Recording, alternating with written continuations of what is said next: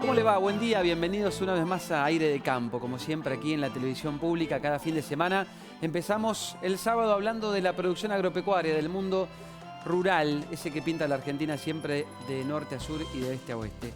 Tenemos muchos temas para charlar en el día de hoy, ¿eh? Una semana además corta, pero muy movida, con muchos temas vinculados a la actualidad, a la coyuntura. Vamos a hablar de retenciones en un ratito.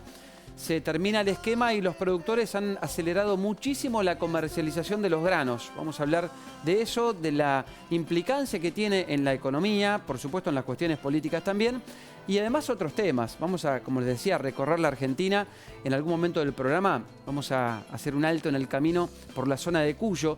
Y digo Cuyo porque vamos a hablar de vitivinicultura, pero dejo una inquietud planteada porque en realidad la actividad olivícola se ha extendido enormemente hacia distintos lugares de la Argentina. Pero es simplemente un adelanto de los tantísimos temas que vamos a charlar durante el programa del día de hoy. Y además, como siempre, no estoy solo, tenemos un gran equipo y lo tenemos en algún momento quizá por conectar a Joaquín Pinasco, que se ha tomado un descanso y por eso es que estoy aquí en la conducción en el día de hoy. Está con nosotros David Miazo. ¿Cómo estás, David? Muy bien, un gusto estar con ustedes acá hoy. Me alegro mucho. ¿De qué vamos a hablar en el día de hoy? Hoy vamos a hablar, en primera instancia, el oráculo del campo, como le gusta poner a nuestros productores, sí. Nuestros productores de la TV, donde vamos a hablar un poquito de qué le conviene hacer, mirando un poco los precios de los mercados, vender ahora, esperar, vender futuros, qué hacer con los insumos, comprar ahora, financiar, qué parece en los mercados que va a pasar con las retenciones, y ahí vamos a conversar un poquito del tema. Así que nos vamos a meter en estos temas de la decisión de los productores en este momento de cosecha. Que es lo que todos están mirando hoy por hoy. Todo el mundo mira cuánto vale la soja, me conviene vender ahora. Bueno, y otros indicadores que vos después nos vas a contar respecto de lo que va a pasar a futuro. Nanette Giovanelli, ¿cómo estás, Nanette? Bienvenida. Buen día, bienvenida. Bueno, bienvenida, gracias. Muchas gracias. Qué bueno. Qué bueno tenerte hoy en el programa. Vamos a hablar de un cultivo que... Sí. Yo creo que la rompió en la última campaña y además tiene mucho por dar todavía. Tiene mucha proyección. Hoy vamos a hablar del girasol, una oleaginosa que viene con todo en la próxima campaña. Muy bien. La cosecha para otoño se espera un aumento de los rindes y vamos a hablar un poquito también de lo que es la innovación en genética del girasol. Así que ese y otros temas como por ejemplo hidrovía o qué lugar ocupa Latinoamérica como agroexportadora a nivel mundial, que ya se está reubicando muy bien. Seguro tenemos, bueno, en la región, ¿no? Con Brasil a la cabeza, por supuesto, pero después nuestro país con Paraguay, Uruguay y otros más que hacen una suerte de supermercado del mundo, es lo que siempre queremos hacer, pero somos los grandes generadores de alimentos que hoy por hoy demandan en Occidente, bueno, que demanda fundamentalmente la Unión Europea, hay Asia. una discusión tremenda. Asia, China, sí, ver cómo está ubicado en todo este mapa con tanto conflicto en el medio, ¿no? En esta nueva geopolítica. Totalmente. Bueno, tenemos ahí el acuerdo pendiente. Está hecho el acuerdo del Mercosur-Unión Europea, pero todavía hay que rubricarlo con algunas cuestiones legislativas de por medio. Ojalá la Argentina pique en punta, es lo que siempre digo y deseo, pero el que pique ahí en punta va a tener seguramente incluso algunos beneficios para comercializar, digo. Exactamente, con sí, y aparte de tener en cuenta también lo que pide hoy el consumidor, y Argentina está preparado para eso justamente, para una mejor trazabilidad de los alimentos, para una agricultura más sustentable. Bueno, Argentina puede ofrecer todo eso, Latinoamérica puede ofrecer eso. Así que, bueno, ya hablaremos de eso. Después hacemos este doble clic ahí, como me gusta decir. Y ya que estamos con temas internacionales, globales, vamos a traer el índice de precios de los alimentos de la FAO. La FAO es la Organización para la Alimentación y la Agricultura de la ONU, que hace unos indicadores de cómo se están moviendo los precios de los principales commodities y los alimentos a nivel global, que tiene obviamente impacto directo en Argentina, ya que nuestras principales exportaciones son agropecuarias. Así que vamos a ver qué nos está mostrando este índice de precios de la FAO. Que se mide mensualmente, digamos. Todos los meses lo publican. Sube, bajan los precios. A veces nosotros estamos como muy embebidos en la cuestión muy doméstica, digamos, porque vemos todo el tiempo los datos de inflación, que incluso se dieron a conocer hace muy poquito, los de la inflación mayorista. Sí, inflación mayorista, con muy buenos datos. Exacto. Y lo que fue la inflación, el IPC general, nacional que alimentos marcó el 0,5 mensual. Fue el menor número desde el 2017. Datazo. Después lo linkeamos en todo caso con lo que está diciendo la FAO, la Organización para la Alimentación de Naciones Unidas. Nanette, vamos a lo de la hidrovía, que a mí me encanta siempre hablar de la hidrovía porque es la ruta navegable que tiene la Argentina, sobre la que se puede hacer mucho más incluso. Absolutamente. La hidrovía, vos sabés que tiene 1.200 kilómetros de longitud hasta llegar al Océano Atlántico. Y es la principal vía por donde pasa la agroexportación argentina. Digamos, es lo que utilizan todos los agroexportadores para mandar sus aceites, granos y harinas al mundo. Y bueno, es muy polémica. En los últimos años fue muy polémica la licitación, ahora se lanza una nueva licitación porque la última se frenó en febrero de este año. Por poco transparente. Así que ahora... Porque se presentó un solo oferente, finalmente. Exactamente. Para la propuesta. Así es, pero Entonces el gobierno dijo, no la hacemos. Dudoso, exactamente. Bueno, ahora con la auditoría de UNCTAD, que es la Organización de Naciones Unidas, para todo lo que es el comercio. Bueno, con esa auditoría ahora se lanza un nuevo, un llamado a licitación. Acá el tema clave es el dragado, digamos. Sí, lo más por importante, supuesto. el dragado, alisamiento. Por supuesto, algo que, por ejemplo, la Bolsa de Comercio de Rosario siempre reclamó, el tema del dragado de la hidrovía, y bueno, y todo lo que es comercio marítimo, porque sabemos que es un tema muy polémico, especialmente para toda la mercadería que viene del norte de nuestro país y más al norte aún. Totalmente. Así que bueno, eso, vos sabés que por la hidrovía pasa 28.000 millones de dólares de exportaciones de la Argentina. Sí, que además es ida y vuelta, es una hidrovía que es ida y vuelta. Exactamente. Digamos, todo el mundo siempre tiene los datos, incluso previendo que la Argentina es solo una vía hacia afuera, pero viene mucha mercadería, bueno, de hecho viene mucha mercadería de Paraguay. Sí, por supuesto, por supuesto, y de hecho, todo lo que es soja, exportación de harinas y aceites que Argentina, bueno, en todo lo que es la zona de Rosario están los grandes puertos que son los procesadores de harina y aceites, que son de los más grandes del mundo. Segundo polo, ¿no?, industrial más grande del mundo. Exacto. Si no me equivoco, agroindustrial solo por debajo del de Nueva Orleans, ¿no?, que está en Estados Unidos. Así es. 28.000 millones de dólares, dijiste que pasan. 28.000 millones de dólares por año pasan en lo que es agroexportación argentina por la hidrovía. Porque en realidad nosotros hacemos foco en la agroexportación, pero es una vía navegable para otro tipo de actividades comerciales. Ahí por supuesto. Está también, por ejemplo, el combustible, todo lo que baja también desde Bolivia, si no me equivoco, que también hay una conexión con hidrocarburos que vienen con combustible, que viene también desde el norte hacia nuestro lugar. Sí, y recordemos que es la única salida marítima, por decirlo de alguna manera, fluvial-marítima de Paraguay también. Por eso también tiene toda una connotación regional, porque también en una parte la compartimos con Uruguay. Y bueno, y parte de la discusión es esto que estaban conversando.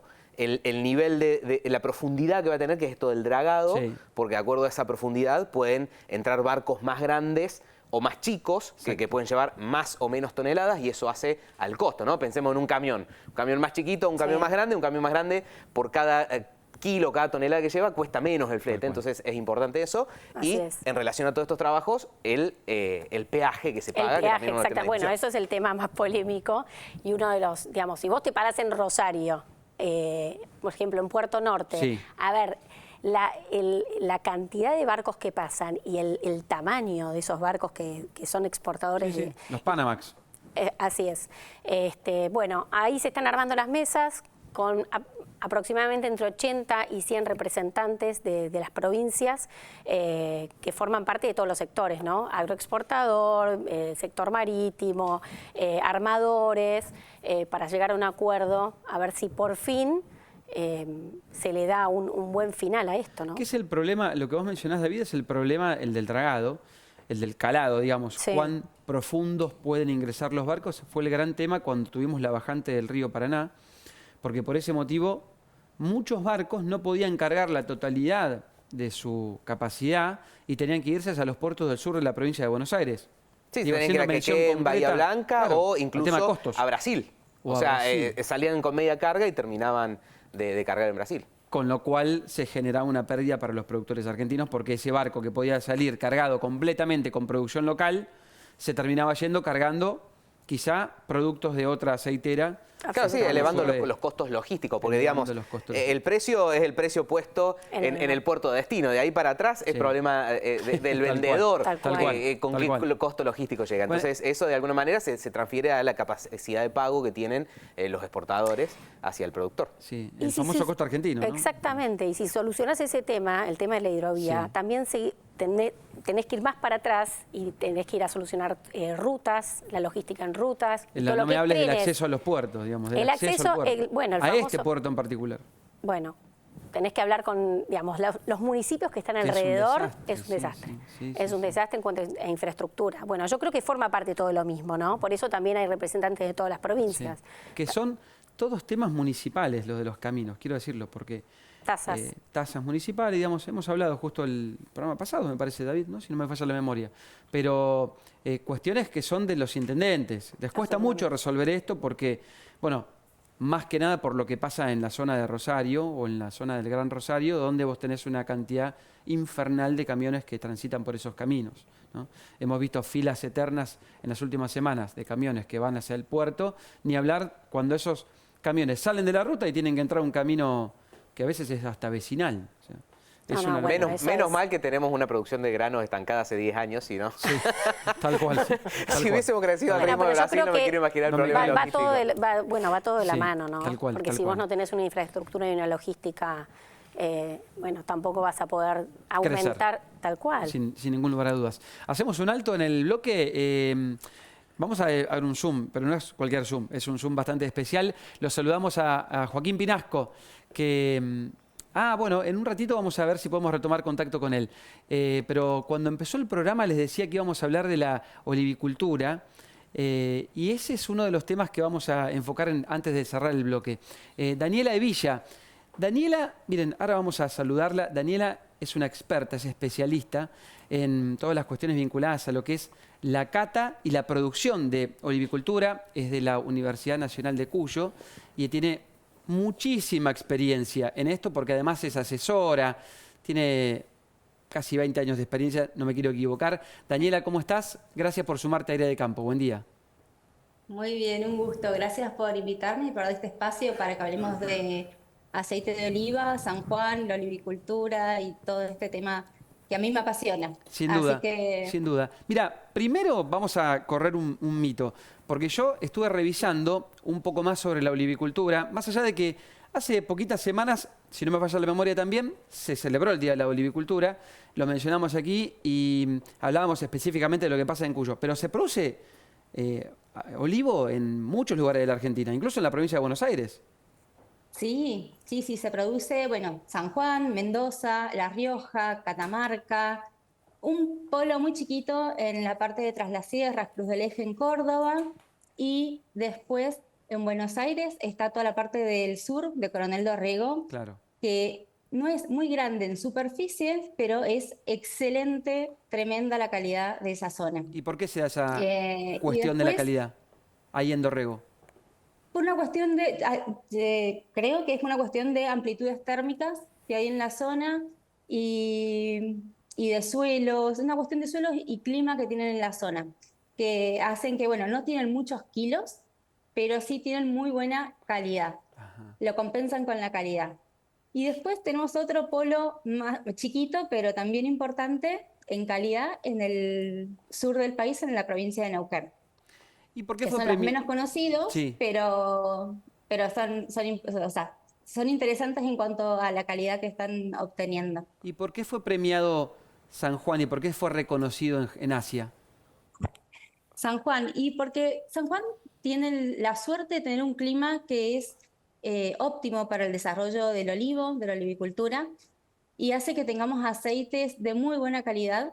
Tenemos 15.000 hectáreas hoy plantadas, pero la verdad que el aceite que obtenemos es muy bueno y la verdad que las empresas venimos apostando a la calidad y a la cantidad, lo cual no es fácil. Obtener aceites de oliva virgen extra de calidad de concurso internacional cuando haces cantidad.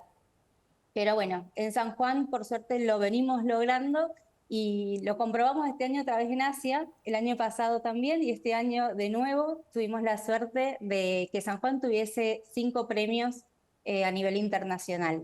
No es fácil tener aceites de olivas de ese nivel. Daniela además es jurado internacional, es decir, que tiene muy buena capacidad para reconocer los aceites de calidad. ¿Cómo sabemos cuando un aceite de oliva es de calidad? Bueno, cuando un aceite de oliva es de calidad es virgen extra. La denominación virgen extra es la máxima calidad. Organolépticamente no tiene defectos. ¿Y qué es lo más fácil para decir qué es un aceite de calidad? Cuando nos recuerda al sabor de la fruta, pero de esa fruta fresca y sana recién cosechada, no de la aceituna en conserva. Sí. Cuando el aceite tiene aroma a aceituna en conserva, es un aceite que se elaboró con una aceituna que ya tuvo un proceso de fermentación previo a la molienda, una aceituna podrida, y no está bueno. Claro. Pero ¿qué pasa? Todos estamos acostumbrados a ese sabor, al de la aceituna en conserva, porque la comemos en la pizza, en la picada. Claro. Y bueno, muy pocos conocemos el sabor real de la aceituna cuando la cosechamos de la planta.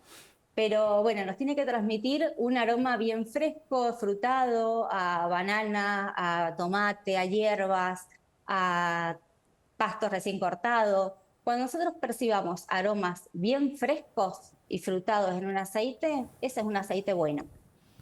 Daniela, gracias por la charla. Nos encantaría en algún momento tenerte acá en el programa para hacer una cata en vivo, ¿no? Y además para darle algunos consejos y recomendaciones a nuestros televidentes que a veces cuando van a la góndola ven una variedad enorme y ven tantas veces disparidad de precios con el aceite de oliva y dicen, bueno, este es bueno y ya sé por qué reconocerlo. ¿No? Sí. Eso estaría muy bueno. Es todo un tema. Bueno, estás invitada, invitadísima. Un placer. Gracias, Daniela. Y felicitaciones Gracias, para todos los productores olivícolas de la provincia de San Juan que también tienen este reconocimiento por parte de los países asiáticos. Gracias, Daniela. Cambiamos de tema y vamos a hablar de...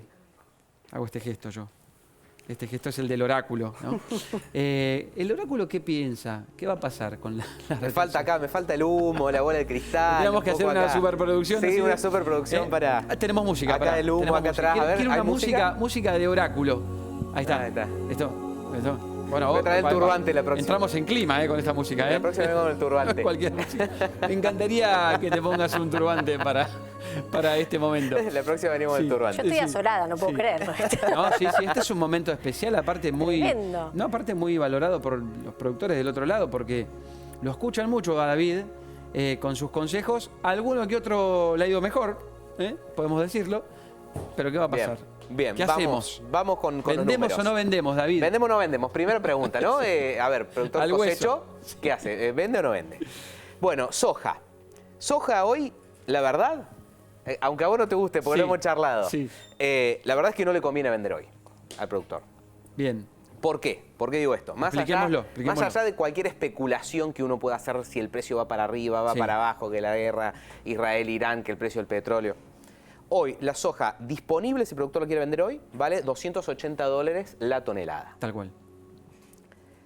El futuro de noviembre está en $294. Es decir, si el productor, en vez de venderla hoy, vende un futuro a noviembre, que puede ser un futuro y los forward están más o menos ahí, es un 5% en 5 meses. O sea, estamos hablando de una tasa, por decirlo de alguna manera, anualizada de un poco más del 12%. Es un montón. O sea que... En dólares. En dólares. Es un montón. Es decir, ahí la recomendación es no vender soja. Si lo ponemos en pesos, 320.000 pesos la tonelada.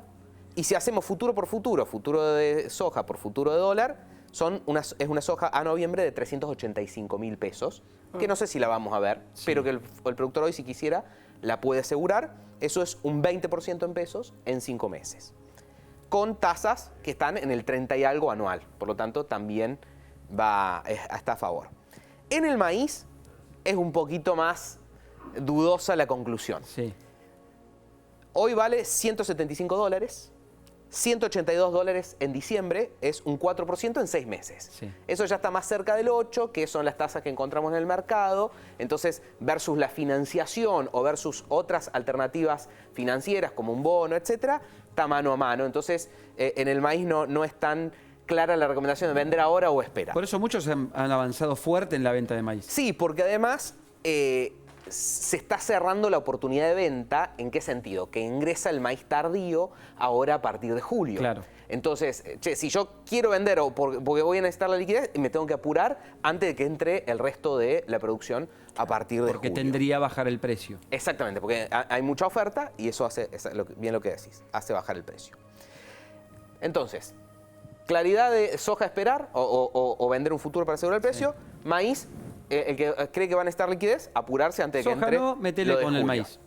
Soja te aseguras el precio futuro. Exacto, un buen precio. Claro. Un buen precio. Ahí está. A enero también está un poquito por encima de eso. Financiamiento. A ver, si no vendo la soja, ¿cómo hago para pagar las deudas? Pagarían los productores por tener ese cuaderno.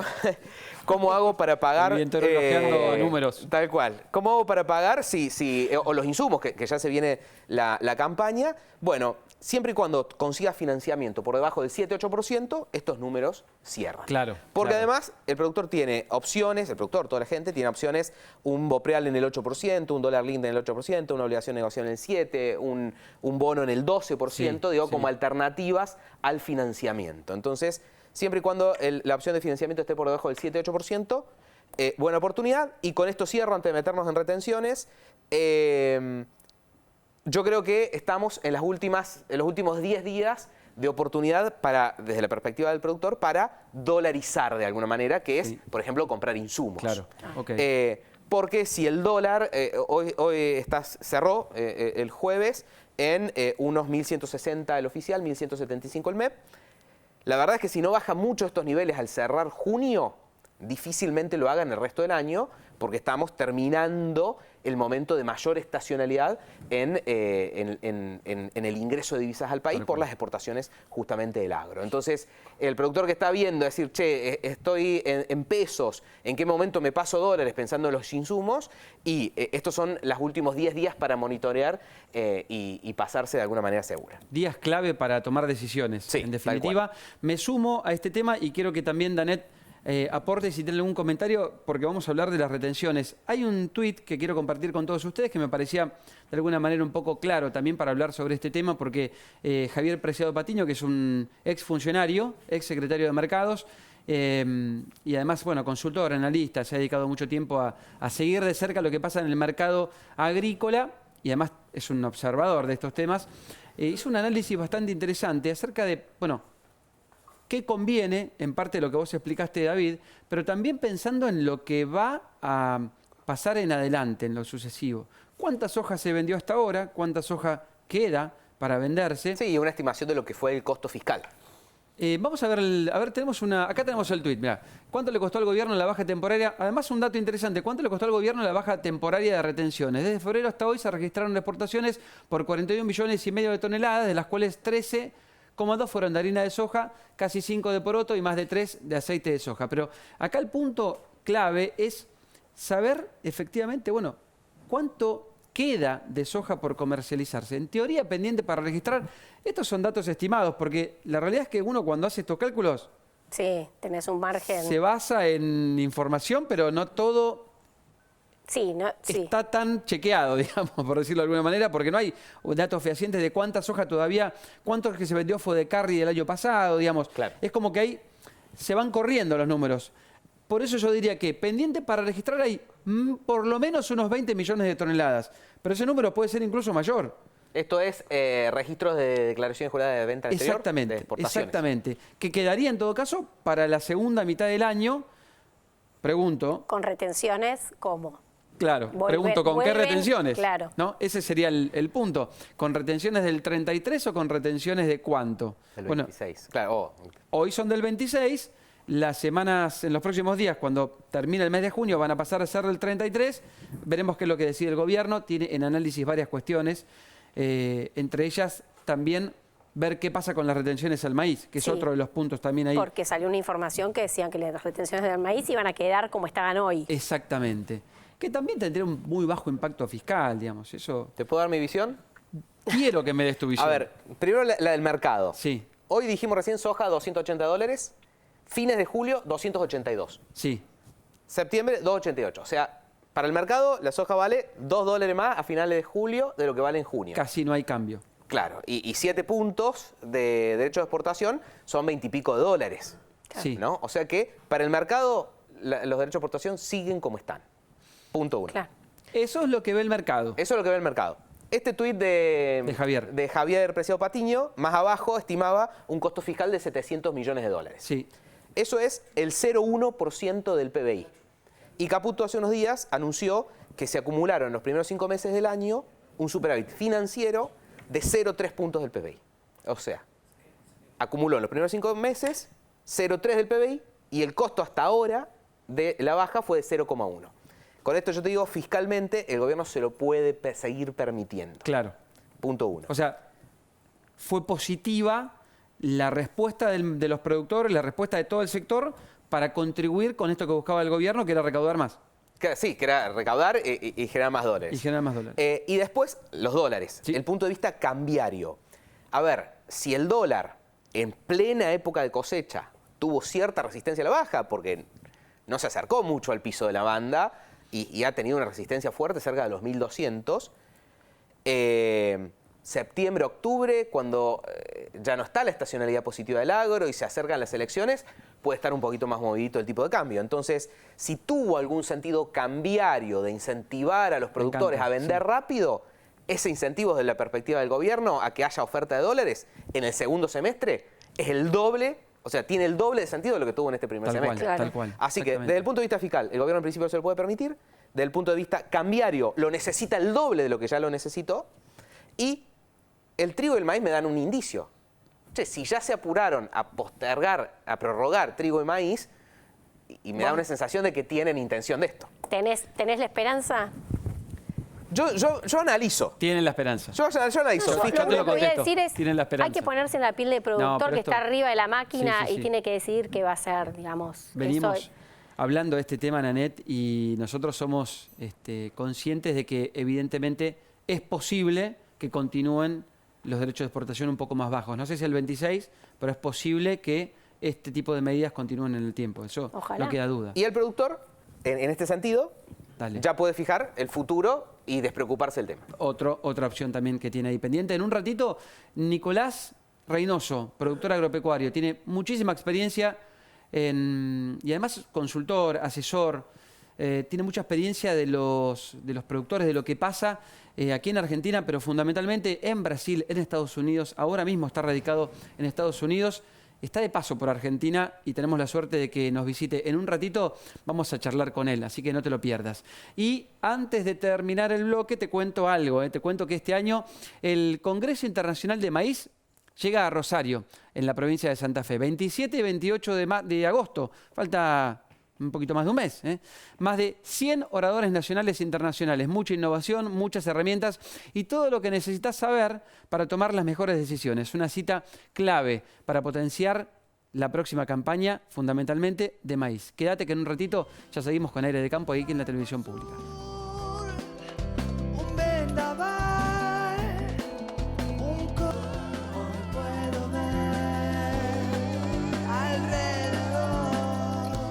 Desplegá todo tu arsenal de desayuno a esta hora de la mañana porque vamos a charlar largo y tendido. Tenemos un lindo rato para conversar con Nicolás Reynoso, que es ingeniero agrónomo, consultor y creador de Net Zero Project. Ahora nos vas a contar un poquito más acerca de eso. Pero gracias por venir aquí al programa. No, gracias, Daniel. A ustedes por invitarme. Por un placer favor. estar acá. Igualmente. Y sobre todo pasar por Argentina y poder compartir con ustedes qué está pasando en el mundo. Me encanta eso. Empecemos por ahí. Vos estás radicado en los Estados Unidos ahora. Así es. Hace 3 años vivo ahí. Primero en San Luis, Missouri, y ahora estoy en Carolina del Norte, en una ciudad que se llama Raleigh. Zona productiva con Zona mayúsculas y cartel mayúsculas luminoso. y sobre todo tiene una parte más de que se le llama RTP, que es un lugar más de biotecnología o de parte más de biológicos. Un poco nació por la parte de la medicina, pero se fue yendo a la parte del agro, en donde bueno, ahí están radicadas empresas muy grandes del sector. Mira, me quedo ahí porque más allá de tu experiencia en otros lugares del mundo, que después vamos a hablar de eso, me quedo ahí porque parte de tu trabajo tiene que ver justamente con eso, con asesorar a los productores, con tratar de contarles qué hay de nuevo, cómo se puede producir mejor, con buenas prácticas, ser sustentable. Y acá es donde entran en juego dos cuestiones que hoy por hoy en el campo se hablan muchísimo, que son los productos biológicos y la incorporación de tecnología. Primero te pregunto, ¿cuán lejos estamos nosotros en la Argentina de lo que está pasando en el resto del mundo? Es una buena pregunta y no solamente a productores, sino que también trabajamos con empresas, con startups, que son las que están realmente moviendo hoy los mercados que están más orientados a lo que es la sustentabilidad, a lo que es la parte de agricultura regenerativa, tanto que se habla, aunque todavía habría que ordenar un poco esos conceptos. Pero la parte más de biológicos o de tecnología, estamos muy en una situación en donde tenemos una adopción muy baja en Argentina, pero se ve un panorama muy bueno. Ya para este año se está previendo un panorama muy bueno. Un poco lo que empuja todo esto es la parte más de información un poco más ordenada. Se está demostrando el éxito o la eficacia que tienen algunos productos.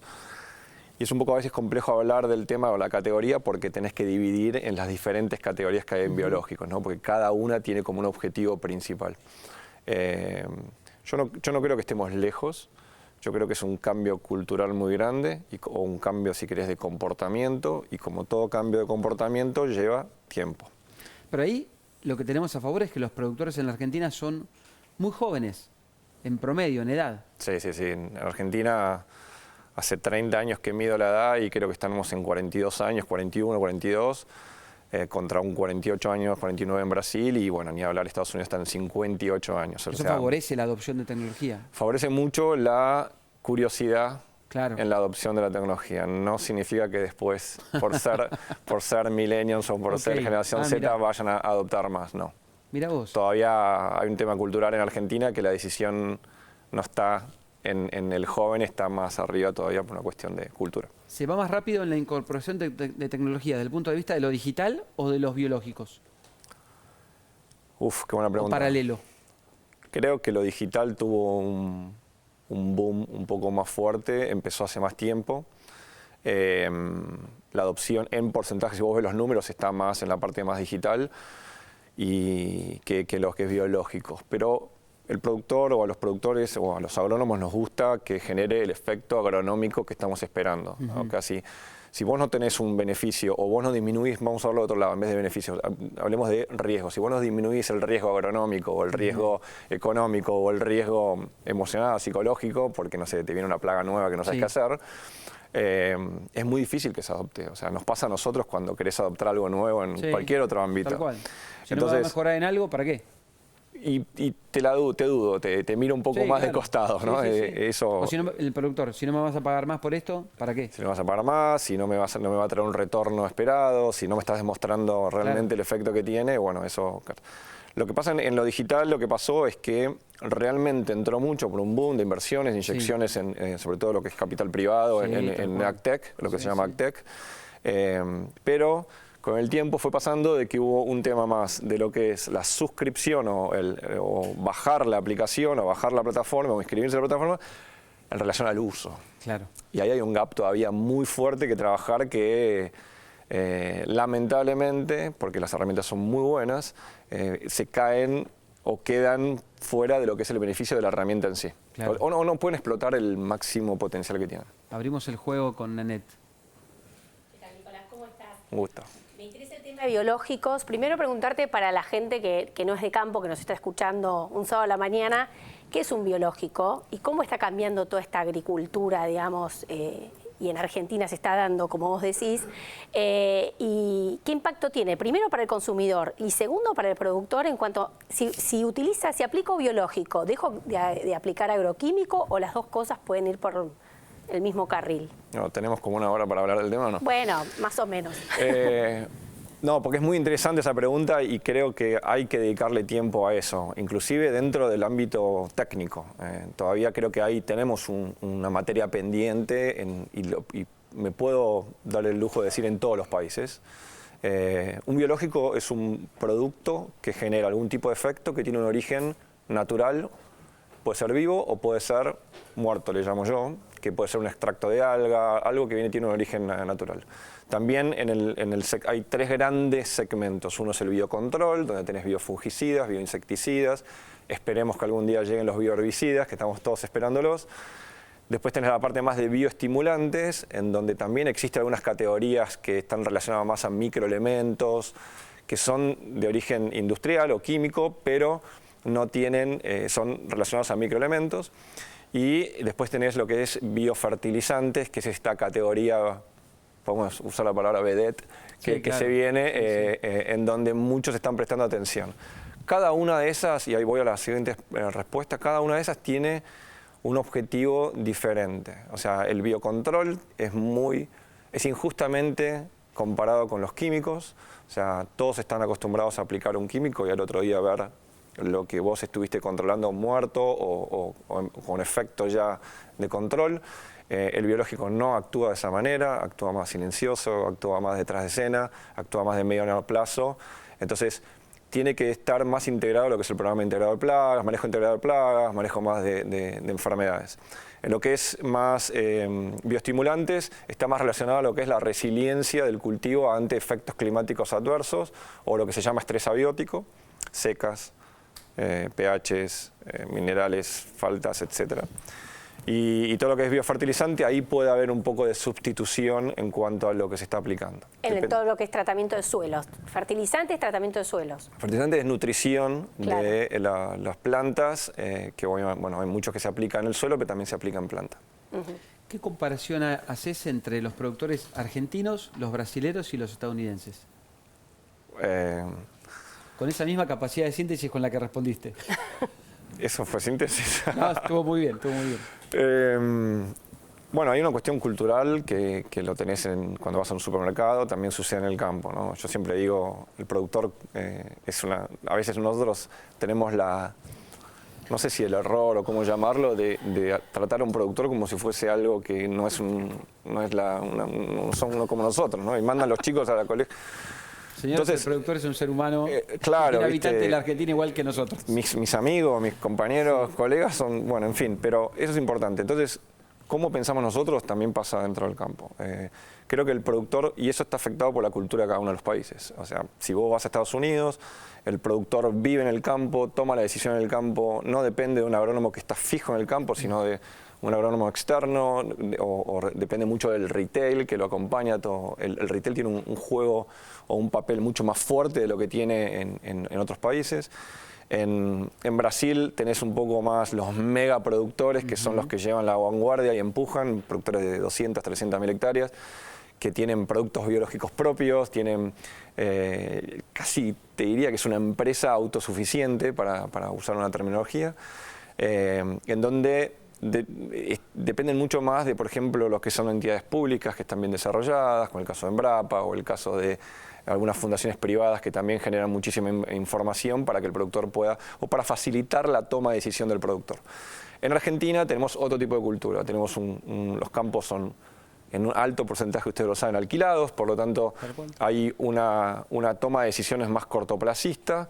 Y cuando vos traes productos que son más de largo plazo y empieza a jugar, a ver un juego ahí que es interesante ver cómo se va a resolver en el futuro. Y sí trabajan con agrónomos propios, depende del distribuidor también, pero te diría que eso es un poco la gran definición o la gran diferencia entre los tres países que estamos hablando. Hay una cuestión cultural clave. Digamos. Es clave, le digo, porque cuando hay algo que no cuenta nadie, cuando te mudas de país, nadie cuenta lo que pasa los primeros 6 meses. ¿Qué pasa los primeros 6 meses? Yo te lo puedo contar. ¿No se la pasa tan bien? No. Claro. No. Tenés que aprender y cuando yo hablo con las empresas que ayudo para que quieren ir al mercado estadounidense, por ejemplo, les digo, guarda con tratar de hacer un copy-paste, como se dice, ¿no? Lo que estás haciendo acá, llevarlo a Estados Unidos, porque no te va a ir bien. Claro. Nicolás, gracias por haber venido. No, un placer. Cuando estés de vuelta por Argentina, ojalá que esté de vuelta. Bueno, ojalá que tengamos la oportunidad de volver a conversar. Gracias por haber venido. Gracias a ustedes por invitarme. En un ratito quédate, porque en un ratito tenemos más para charlar con David, con Nanette y más información. Hay algunas cuestiones que creo que deberías conocer y te las vamos a contar en el próximo bloque. Dejo simplemente esa inquietud planteada. Ya venimos. Es todo lo que tengo y es todo lo que hay. Un saco azul, un vendaval. Tramo final del programa, muchas cosas para contar en poco tiempo. Empezamos por el índice de precios de la FAO y lo que quiere decir y lo que está reflejando David Miazo.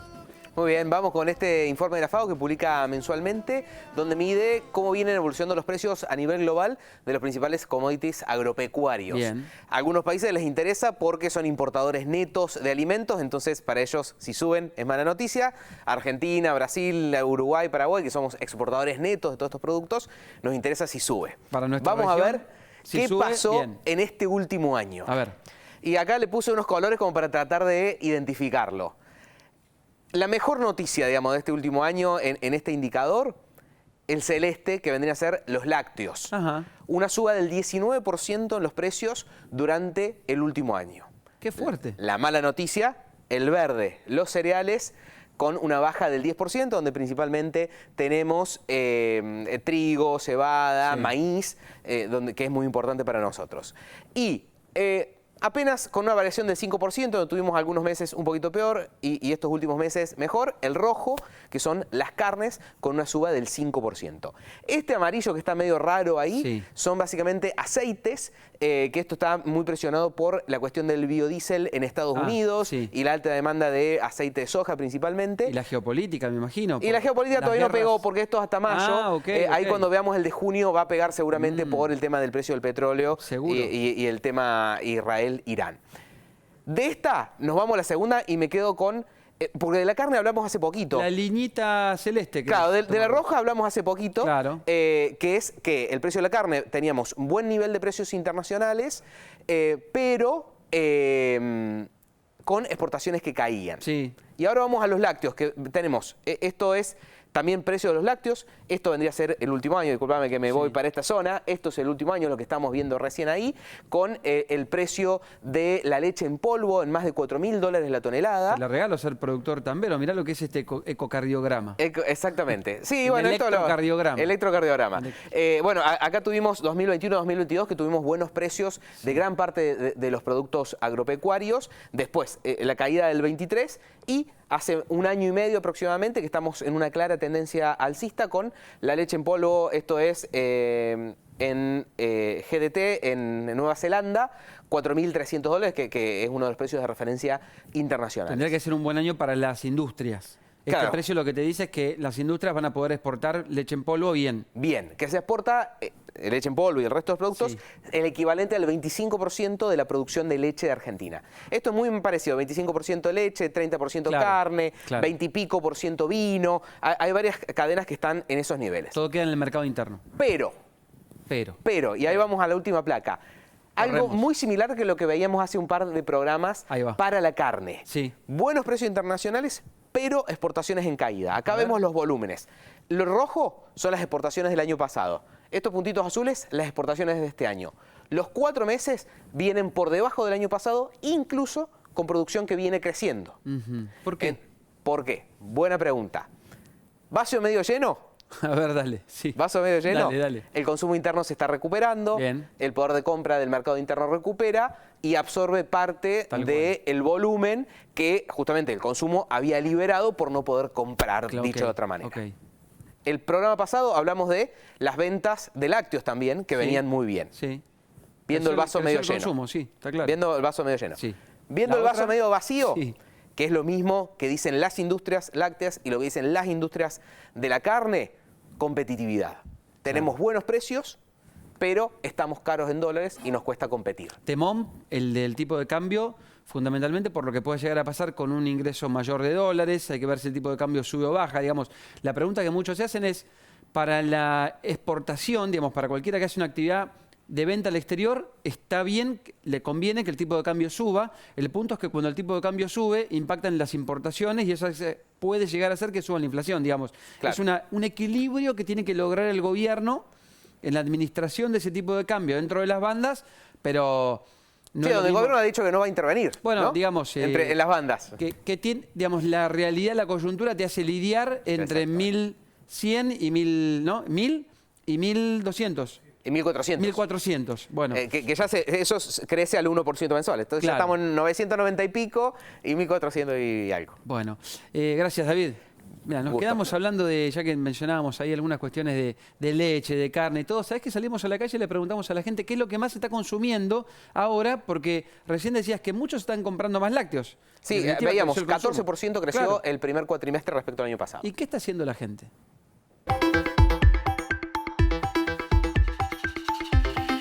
Cuando vas a comprar los alimentos para tu casa, para el día a día, ¿qué es lo que más consumís?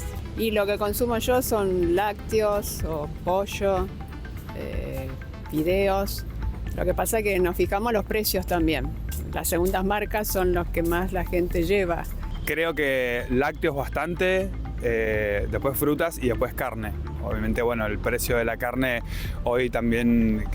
Creo que comprar carne es un privilegio para muchos. Los precios siguen aumentando y la verdad que la inflación podrá estar a 1 o menos de 1 o 2, pero el tema es que cuando uno va a comprar el poder adquisitivo no es el mismo. Es indispensable comer carne, como los cortes ahora más baratos, qué sé yo, tortuguita, palomita, lo que puedo.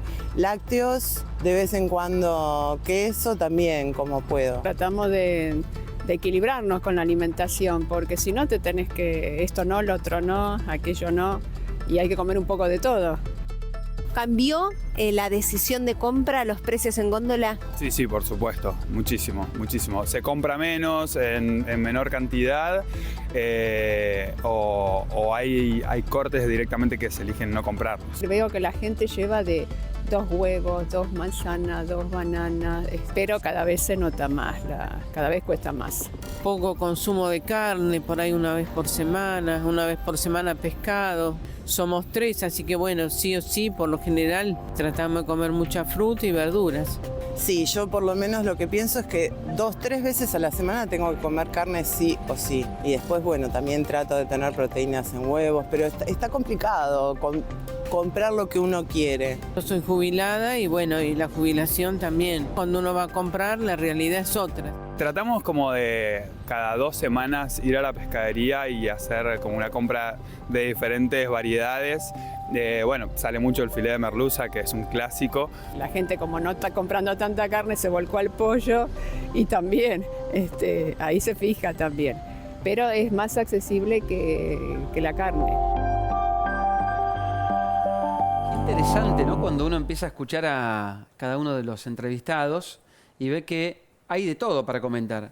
Mucha gente que se da cuenta que elige mucho más al pollo, otros que hablan del consumo de pescado. Me resultó bastante interesante escuchar a uno de los testimonios que decía, bueno, ir a la pescadería, ojalá crezcamos en el consumo de pescado, fundamentalmente por lo que implica desde el punto de vista nutricional. Empezar a comer un poco más variado, ¿no? Que es también una cuestión, tenemos muy incorporado, lo hablábamos el programa pasado con el presidente del Instituto de Promoción de la Carne Vacuna, cuando decíamos comemos mucha carne, comemos siempre mucha carne, pero empezar a variar la dieta, bueno, es súper saludable. No sé si para el bolsillo o no, pero digamos, súper saludable. Pero algo que comentaba justamente con Nanet mientras estaba la nota, que no ha quedado tan caro el pescado en general. No quedó tan caro. Claro. Está en línea con el cerdo, claro. Incluso por debajo de la carne vacuna, si hablamos del filé de merluza y ese tipo de cosas son las más comunes. Pero también, como muchas veces pasa, está tanto la costumbre como la forma de cocinarlos. Claro. Yo creo que muchos de nosotros no sabemos cocinar correctamente los pescados. Y tiene que ver mucho con eso. No, y aparte yo creo que cuando vos tenés el pescado caro, dejás de comprarlo y ya tenés hábitos de consumo que son totalmente diferentes. Entonces, ¿qué haces? El pescado una vez cada tanto, lo haces para Semana Santa. Ahora está mucho más accesible el pescado. El pollo, una señora hablaba del pollo. El pollo es la primera proteína que se consume en Argentina. Hoy está por encima del porcino y por encima de la carne vacuna. Tal cual. Cuando sumás los huevos también, además. Bueno, de la carne huevos de pollo, somos el segundo país del mundo que consume más huevos. O sea, solo México está por encima. Solo México, exactamente. O sea, que han cambiado los hábitos de consumo. Yo creo que es una cuestión de precios, por supuesto, pero también pero los chicos de hábitos. Comen mucho. Los que somos fit. Los que, bueno. Como yo también. Los que somos fat, seguimos con la carne vacuna. Joaquín también dijo que era consumidor. Pero los chicos, así como vos hablabas recién del tema del cambio generacional por ejemplo, en los ingenieros agrónomos, los productores, los chicos también traen nuevos hábitos de consumo. O sea, los chicos nos enseñan a nosotros. Yo tengo hijos que ya tienen 20, 23, y te enseñan a vos cómo comer. Tipo, comete 2 huevos por día. O sea, no es antes tenías el tema del colesterol, eso ya es totalmente comprobado que no existe. Entonces, digo, van cambiando los hábitos de consumo. 100%. Le vamos a pedir auspicio a la gente del sector avícola pronto acá. Bueno, ahí sepa, Sincap te enseña a cocinar el pollo de muchas formas. Eso, lo de la preparación, lo de estar más capacitados en ese sentido, de cuando llegamos al momento de decir nosotros como adultos, che, ¿qué comemos hoy? ¿Qué preparamos? Estaría muy bueno tener más preparación acerca de, bueno, qué cantidad de productos tengo sobre la mesa, o de ideas, propuestas para nosotros ir a buscar otros y no caer siempre en, bueno, la carne milanesa, no sé. No, y aparte la producción, clave, digamos, ha caído de stock de vacuno, entonces la producción de pollo es mucho más, bueno, son mucho más cortos los tiempos, entonces tiene otro eso es otro mercado totalmente diferente. Totalmente. Entonces digo, son un montón de factores y variables. Bueno, vos, David, seguramente sabés más que yo en esto, pero son un montón de variables que inciden en el precio y en el consumo, ¿no? 100%.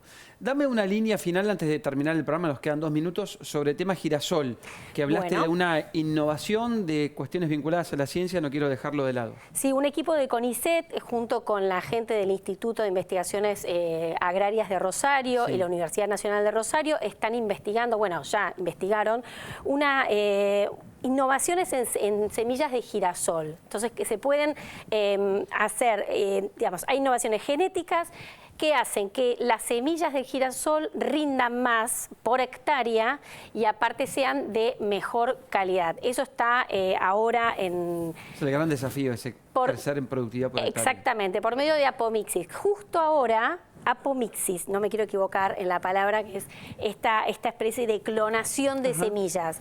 Justo ahora que la campaña de girasol a nivel local promete mucho para el próximo, para el 2026. Sí, ¿no? Los precios, cuando veíamos lo de los aceites me acordaba del precio que subió muchísimo, producto del conflicto entre Rusia y Ucrania. Exacto. Y que básicamente dejó el precio de los aceites bastante elevados. Bueno, él hablaba del biodiesel, aceite de soja. Pesa mucho, digamos. El mercado, evidentemente, de los aceites tiene una tendencia, no sé, interesante.